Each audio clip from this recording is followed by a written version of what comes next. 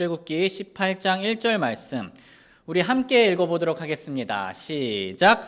모세의 장인이요 미디안의 제사장인 이드로가 하나님께서 모세와 자신의 백성 이스라엘을 위하여 행하신 모든 일, 곧 주께서 이스라엘을 이집트에서 데리고 나오신 일에 관하여 들으니라. 아멘. 오늘 말씀 주제는 모세가 가족에게 복음을 전한 방법입니다. 모세가 가족에게 복음을 전한 방법. 형제 자매님들, 우리가 요즘 주일에 복음 시리즈로 말씀을 듣고 있죠. 우연찮게도 오늘 수요일 본문이 이 복음 전도와 깊게 관련되어 있습니다. 오늘 우리는 모세가 자신의 장인인 이드로에게 어떻게 복음을 전했는지를 간단히 살펴보면서 우리에게 도움이 될 만한 지혜들을 하나씩 주워 담아 보려고 합니다. 개인적으로 저는 오늘 말씀이 가족분들에게, 친척분들에게 복음을 전하기 위해 고민하시는 분들께 은혜와 지혜와 격려가 되길 기도합니다. 자, 오늘 본문을 보면 모세는요, 자신의 장인 이드로를 만났습니다. 모세의 장인이요 미디안의 제사장인 이드로가 하나님께서 모세와 자신의 백성 이스라엘을 위하여 행하신 모든 일, 곧 주께서 이스라엘을 이집트에서 데리고 나오신 일에 관하여 들으니라. 흥미롭게도 이드로는요, 모세를 만나기 전부터 이미 이스라엘의 소식을 어느 정도 알고 있었습니다. 특히 그는 주님께서 이스라엘을 구원해 주신 일에 대해 들었습니다. 우리는 이것을 통해 하나님의 위대하심이 그 주변 지역에 널리 퍼지고 있는 중이라는 것을 알 수 있습니다. 그런데 다음 절에서요, 조금 의외의 장면이 나옵니다. 그때 모세의 장인 이드로가 모세가 전에 돌려보낸 그의 아내 십보라와 그녀의 두 아들을 데리고 왔는데, 모세의 아내 십보라와 두 아들이 장인 이드로와 함께 있었습니다. 이 당시에 모세와 함께 있었던 게 아니라 장인 이드로와 함께 있었습니다. 이게 왜 의외의 장면이냐면요, 원래는 과거에 모세가 아내와 아들들을 이집트로 데려갔었기 때문입니다. 다들 기억나시나요? 출애굽기 4장이 그 사실을 이렇게 얘기하는데요. 출애굽기 4장 20절, 모세가 자기 아내와 아들들을 데려다가 나귀에 태우고 이집트 땅으로 돌아갔으며 하나님의 막대기를 자기 손에 잡았더라. 이렇게 4장에서 모세가 이집트로 데리고 갔던 아내와 아들들이 우리가 18장을 볼 때 어느 순간 그 고향으로, 그 집으로 먼저 돌아간 상태였던 겁니다. 그래서 아내와 아들들은 이드로와 함께 모세를 맞이했던 거죠. 모세의 아내와 아들들이 언제 집으로 돌아갔는지에 대해서는 여러 가지 추측들이 있습니다. 예를 들어 모세가 막상 이집트로 이렇게 가족들을 데려갔는데 너무 위험해서 파라오의 손에서 가족들을 보호하기 위해, 또는 열 재앙이 시작되기 전에 미디안으로 돌려보냈다는 주장이 있습니다. 또는 이집트에서 빠져나온 후에 돌려보냈다는 주장도 있고요. 하지만 성경은 모세가 언제 자신의 가족들을 미리 집으로 보냈는지를 말하고 있지는 않습니다. 우리가 그걸로 인해서 많은 에너지를 소비할 필요는 없어요. 만약 그게 정말 중요했다면요, 성경이 기록을 했겠죠. 오늘 본문에서 이것보다 더 중요한 건 모세의 가족들이 언제 어느 순간에 미디안으로 돌아갔느냐가 아니라 그 아들들의 이름이 이스라엘이 경험한 일을 잘 설명해 준다는 겁니다. 출애굽기 18장 3절, 그녀의 두 아들을 데리고 왔는데 그중 하나의 이름은 게르솜이더라. 이는 모세가 이르기를 내가 낯선 땅에서 외국인이 되었도다 하였기 때문이더라. 그래서 이 게르솜의 뜻이 이렇게 나옵니다. 그리고 다음으로 다른 하나의 이름은 엘리에셀이니 이는 그가 이르기를 내 아버지의 하나님께서 나의 도움이 되사 파라오의 칼에서 나를 건지셨도다 하였기 때문이더라. 성도님들, 이스라엘은요, 지금까지 어떤 경험을 해왔습니까? 그들은 먼저 나온 게르솜의 이름처럼 한때 낯선 이집트 땅에서 외국인과 같이 지냈었습니다. 하지만 이제는 엘리에셀의 이름처럼 하나님께서 도와주셔서 파라오의 칼에서 건짐 받았습니다. 즉 게르솜과 엘리에셀의 이름은요, 이스라엘이 받은 구원을 잘 요약 설명해 준다는 겁니다. 이렇게 성경에서는 이스라엘의 구원의 경험이 한 번 더 상기된 다음에 모세와 이드로가 만나는 장면을 보여줍니다. 출애굽기 18장 5절 6절 모세의 장인 이드로가 그의 아들들과 그의 아내와 함께 광야에 있던 모세에게 이르렀는데 거기는 그가 하나님의 산에서 진을 친 곳이더라. 그가 모세에게 이르되 그대의 장인 나 이드로가 그대의 아내와 또 그녀와 함께한 두 아들을 데리고 그대에게 왔노라 하니라. 형제 자매님들, 우리가 이 시점에서 꼭 알고 있어야 할 사실이 있는데요. 이 시점에 이드로는 하나님에 대해서 이제 들어는 보았습니다. 그래서 지식적으로는 알고 있습니다. 하지만 그는 아직 하나님을 개인적으로 믿지 않은 상태였습니다. 이드로는요, 여전히 이방신의 종으로서 미디안의 제사장이라 불렸습니다. 한번 같이 읽어볼까요? 시작. 모세의 장인이요 미디안의 제사장인 이드로가. 그래서 이제 이드로 같은 경우는 다신교 이렇게 여러 신들을 섬겼을 것으로 여겨지고 있습니다. 그런데 아마 예전부터 모세는요, 자신이 믿는 하나님에 대해서, 이스라엘의 하나님에 대해서 이드로에게 언급했을 겁니다. 이건 아주 합리적인 추론인데요. 왜냐하면 그 모세와 이드로가 단지 며칠을 같이 지냈었습니까? 아닙니다. 모세가 미디안으로 도망간 후 또 이드로와 함께 했던 그 시간은요, 거의 이제 40년이죠. 몇십 년을 함께 지낸 겁니다. 그 40년 동안 종교적인 얘기를 했었겠죠. 그리고 이집트로 가기 전에도 갑자기 이집트에 가는 이유를 설명을 해야 됐으니까 불타지 않는 떨기나무와 하나님에 대해서 또 이스라엘에 대해서 설명했을 겁니다. 하지만 이드로는 여전히 하나님을 개인적으로 믿지는 않는 사람이었습니다. 모세는 그런 그에게 오랜만에 하나님을 전할 수 있는 기회를 다시 얻게 된 거죠. 이때 모세가 하나님을 이드로에게 어떻게 전했는지를 관찰해 보겠습니다. 출애굽기 18장 7절 우리 한번 같이 읽어볼까요? 시작. 모세가 나가서 자기 장인을 맞아 경의를 표하고 그에게 입맞춘 뒤에 그들이 서로 잘 지내는지 묻고 장막에 들어가니라.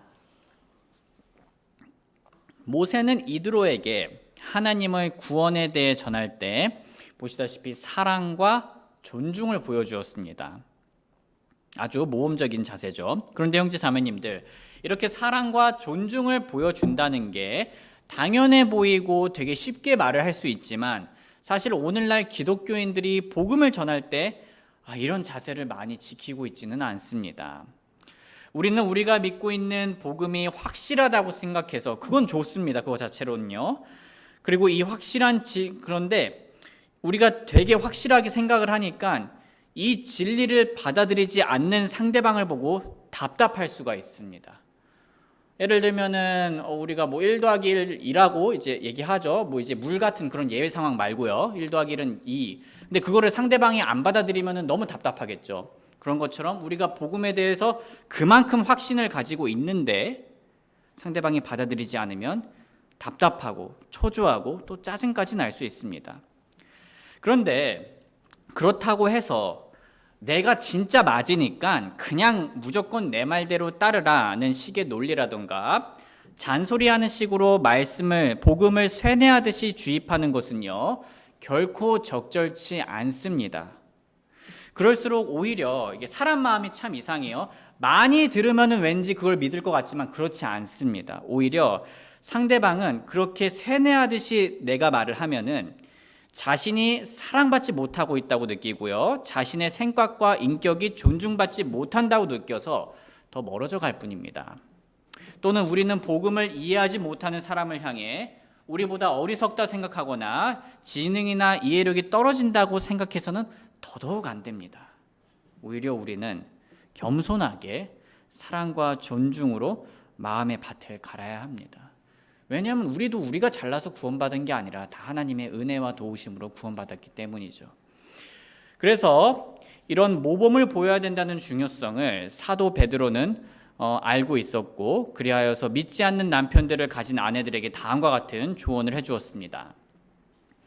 베드로전서 3장 1절, 아내들아 이와 같이 너희도 너희 남편에게 복종하라. 이것은 누가 말씀에 순종하지 아니하여도 그들 또한 말없이 아내의 행실을 통해 얻고자 함이니 두려움이 동반된 너희의 정숙한 행실을 그들이 눈여겨 보느니라.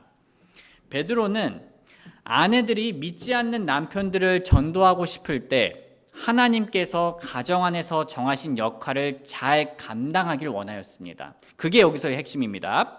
왜냐하면 그렇게 신실한 아내의 행실을 통해서 남편들의 마음이 움직이기 때문입니다. 이건 다른 가족 관계에서도 마찬가지입니다. 우리에게 믿지 않는 아내가 있다면 사랑을 해줘야 되고요. 믿지 않는 부모님이 계신다면 순종을 해야 되고요. 또 자녀가 있다면은요, 그 자녀가 노하지 않게, 이제 감정이 상하지 않게 진리와 사랑으로 키워줘야 되고요. 혹은 믿지 않는 형제나 자매가 있다면 또 이제 사랑으로 잘 해줘야 됩니다. 우리는 하나님께서 가르쳐 주신 역할을 사랑과 존중으로 수행해야 합니다. 이처럼 모세는 믿지 않는 장인어른을 전도하려 할 때 하나님께서 그에게 정해주신 역할을 잘 사랑과 존중으로 감당하게 했던 겁니다. 이건 복음 전도를 위해 정말 중요한 과정입니다. 하지만 모세는요, 여기서 멈추지 않았습니다. 모세는 사랑과 존중으로 마음의 밭을 부드럽게 만든 후 하나님의 구원의 메시지도 함께 전하였습니다. 한번 같이 읽어보겠습니다. 시작. 모세가 주께서 이스라엘을 위하여 파라오와 이집트 사람들에게 행하신 모든 일과 길에서 자기들에게 임한 모든 고난과 또 주께서 자기들을 건져내신 일을 자기 장인에게 고하매. 자, 모세가 이렇게 하나님의 구원을 전하자 이드로는 다음과 같이 반응했는데요. 이드로가 주께서 이스라엘을 이집트 사람들의 손에서 건져내시려고 베푼 모든 선하심으로 인하여 기뻐하며 이르되 주를 찬송하리로다. 여기 굵게 된 부분 같이 읽어보겠습니다. 시작. 그분께서 너희를 이집트 사람들의 손에서와 파라오의 손에서 건져내시고 백성을 이집트 사람들의 손 밑에서 건져내셨도다. 전에 이드로는 여기저기서 들리는 혹은 제3자를 통하여서 소문과 같은 소식으로 이스라엘의 근황을 알았었는데요. 하지만 지금은 모세 본인의 개인적인 간증을 직접 들으며 하나님의 놀라우신 구원을 듣게 되었습니다.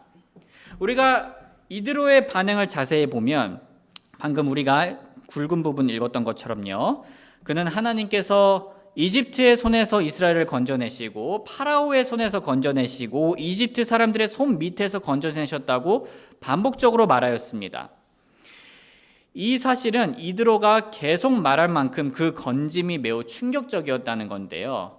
왜냐하면 당시 노예였던, 약하고 약했던 이스라엘이 그토록 강하고 강했던 이집트로부터 승리하고 구원받은 것은 오직 하나님의 기적적인 구원으로밖에는 설명이 되지 않았기 때문입니다. 감사하게도 이드로는 결국 개인적으로 하나님을 인정하고 믿게 되었습니다.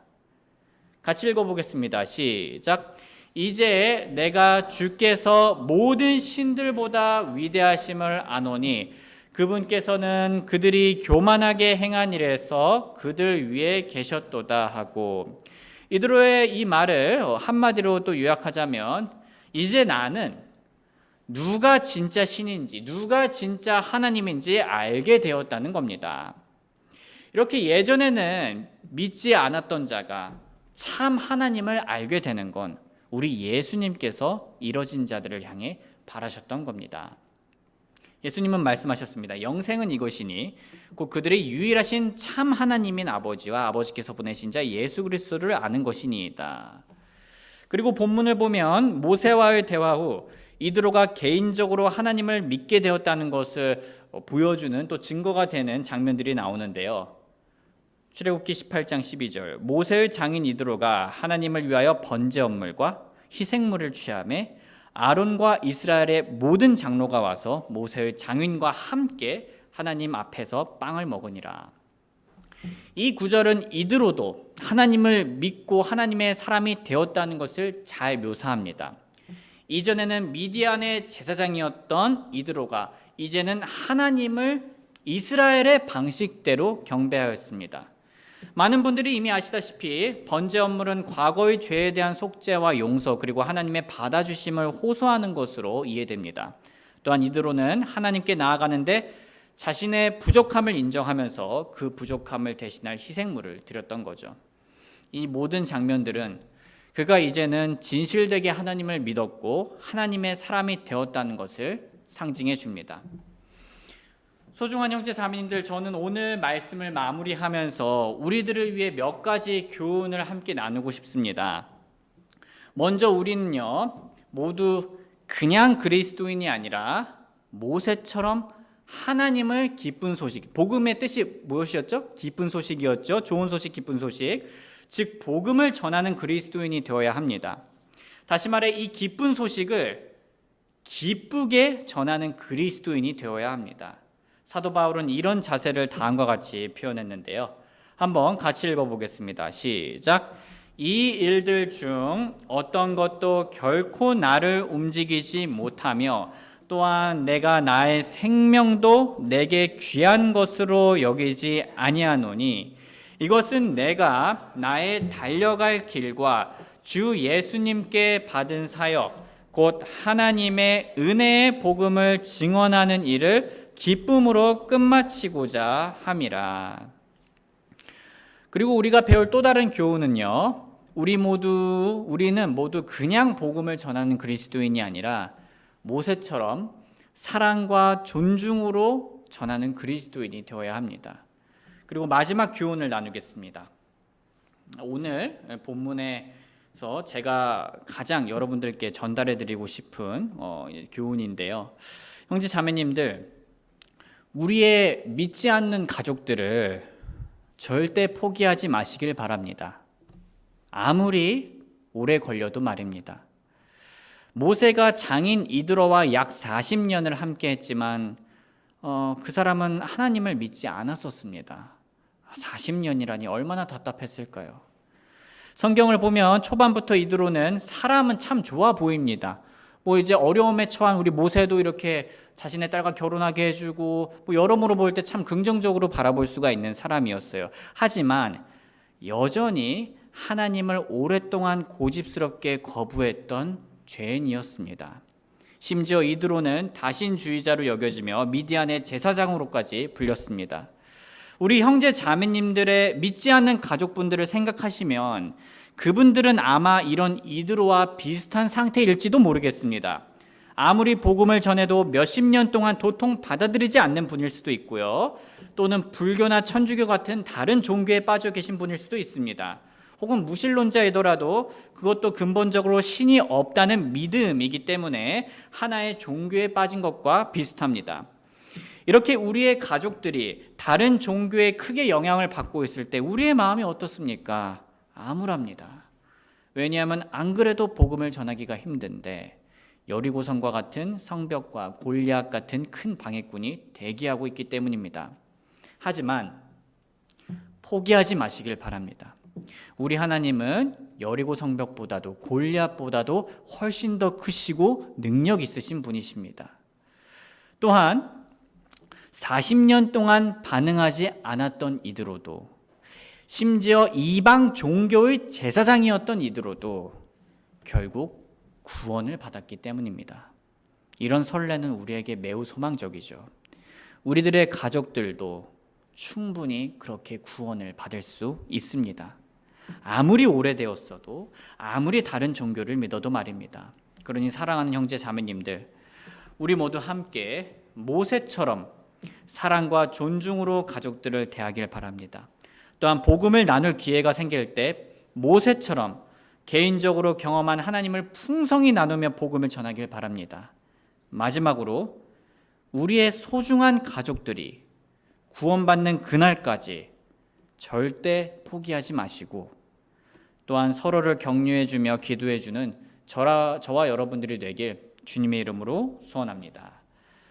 우리 잠시 노래가 연주되는 동안 우리의 믿지 않는 가족분들에게 우리가 답답하더라도 조급하더라도 사랑과 존중을 잘 보일 수 있게 해달라고 기도해 보겠습니다. 그 다음에는 그 가족을 위해 우리가 포기하지 않고 서로를 격려할 수 있는 교회가 되게 해달라고 기도하겠습니다. 기도하겠습니다. 사랑과 긍휼이 풍성하신 아버지 하나님, 저희가 오늘도 경배 중에 믿지 않는 가족들을 위해 기도했었습니다. 하나님, 하나님께서는 분명히 저희들의 기도를 매주 수요일날 듣고 계시고 또 저희들이 보지 못하는 곳에서까지 역사하고 계심을 믿습니다. 그리고 저희가 서로의 가족들을 위해서 골방에서 기도한 것도 다 알고 계심을 믿습니다. 하나님께서 저희들의 믿지 않는 가족들의 구원에 필요한 모든 것들을 이루어 주시고 그분들의 마음이 파라오처럼 딱딱하게 되지 아니하고 오히려 이드로처럼 부드럽게 되게 하여 주시옵소서. 그리고 때때로 힘들더라도 저희에게 힘을 주시어 사랑과 존중을 잃지 않는 저희가 되게 하여 주시옵고 우리의 믿지 않는 가족들을 위해 함께 기도할 수 있는 하나님의 가족들을 곁에 허락해 주심에 감사드립니다. 하나님을 찬양하오며 예수님의 귀하신 이름 받들어 기도드립니다. 아멘.